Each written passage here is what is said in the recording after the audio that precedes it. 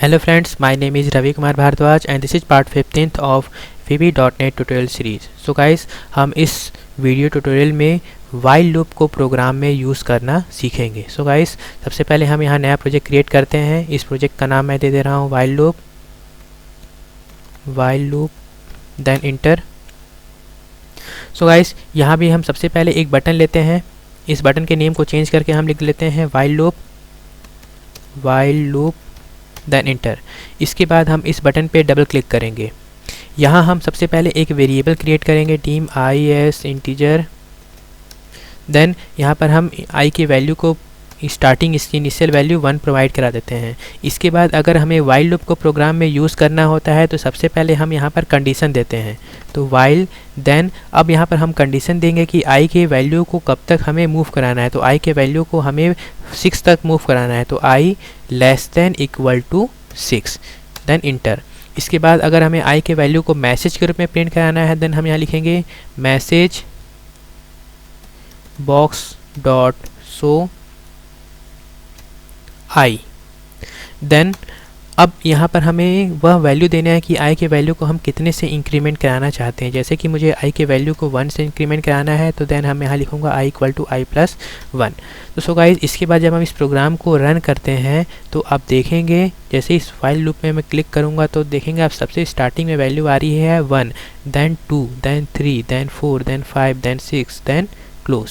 सो guys यहाँ पर हमने i की स्टार्टिंग वैल्यू 1 दी थी इसलिए लूप 1 से स्टार्ट हुआ है. और यहाँ पर हमने कंडीशन दिया है कि i less than equal to 6. तो i की वैल्यू तब तक घूमेगी जब तक कि वह 6 के इक्वल ना पहुँच जाए. जैसे ही i की वैल्यू 6 से ज़्यादा होगी वो कंडीशन फॉल्स हो जाएगा और वह लूप से बाहर निकल जाएगा. हम यहाँ देखिए वाइल लूप स्टार्ट हो रहा है और वाइल लूप को क्लोज करने के लिए यहाँ पर हम इंड वाइल लिखते हैं. मैसेज में हमें प्रिंट कराना है वैल्यू इसलिए हमने message box dot show i लिखा है. और i के वैल्यू को अगर हमें 1 से इंक्रीमेंट कराना है तो हम यहाँ लिखेंगे i equal to i plus 1. अगर आपको इसे 3 से इंक्रीमेंट कराना है देन आप लिखेंगे i equal to i plus 3. Then आप रन करा के देख सकते हैं जो भी वैल्यू इंक्रीमेंट होगी वो 3 से होगी. इसकी स्टार्टिंग में वैल्यू आया है 1 then 3 plus 1 equal to 4 then close. तो इस प्रकार से हम जो भी वैल्यू से इंक्रीमेंट कराना चाहते हैं वो वैल्यू वहाँ प्रोवाइड करा के लूप के वैल्यूज़ को इंक्रीमेंट करा सकते हैं. सो गाइस यहाँ मैं आपको एक बहुत ही इंपॉर्टेंट चीज़ बताना चाहता हूँ कि वाइल लूप और डू वाइल लूप में क्या डिफरेंस होता है. सो गाइस आपने जस्ट पिछले वीडियो में देखा होगा कि वाइल लूप में डू वाइल लूप जब हम पढ़ रहे थे तो डू वाइल लूप में कंडीशन हमने वाइल लूप के साथ लूप के एंड में दिया था. तो उसमें डिफरेंस ये होता है कि कंडीशन वो लास्ट में चेक करता है. तो कंडीशन ट्रू हो चाहे फॉल्स हो वह लूप की बॉडी को एक बार एग्जीक्यूट करता है. अगर कंडीशन ट्रू होता है तो डू वाइल लूप में वह वापस लूप में चला जाता है और अगर कंडीशन फॉल्स होता है तो वो प्रोग्राम से बाहर निकल जाता है. जबकि अगर हम इस वाइल लूप की बात करें तो वाइल लूप में सबसे पहले हम कंडीशन देते हैं. तो जब ये कंडीशन ट्रू होता है तभी वो इस लूप को एग्जीक्यूट करता है. अगर हम यहाँ से कंडीशन फॉल्स देंगे तो वह इस लूप को एग्जीक्यूट नहीं करेगा. जैसे यहाँ आप देख सकते हैं कि i less than equal to 6. तो हम कंडीशन दे रहे हैं कि i की वैल्यू 6 से छोटी है या फिर बराबर है. अगर यहाँ पर मैं i की स्टार्टिंग वैल्यू 7 प्रोवाइड करा देता हूँ देन मैं इस प्रोग्राम को अब रन कराऊँगा तो आप देखेंगे यहाँ आउटपुट के रूप में हमें कोई भी वैल्यू प्रोवाइड नहीं हो रही है. क्यों?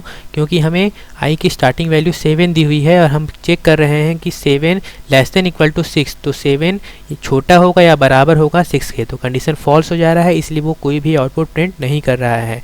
अगर हम इसी कंडीशन को डू वाइल लूप से देखें तो वो एक बार आउटपुट को प्रिंट करता. मतलब एक बार अगर वो इसी सीरीज का यूज़ करते इसी इनिशियल वैल्यू और इसी कंडीशन का यूज़ करते तो वो एक बार यहाँ पर 7 प्रिंट होता उसके बाद वो कंडीशन क्लोज होता. लेकिन यहाँ पर कंडीशन स्टार्टिंग में दिया जा रहा है इसलिए कंडीशन जब ट्रू होगा तभी वो इसके स्टेटमेंट को एग्जीक्यूट करेगा.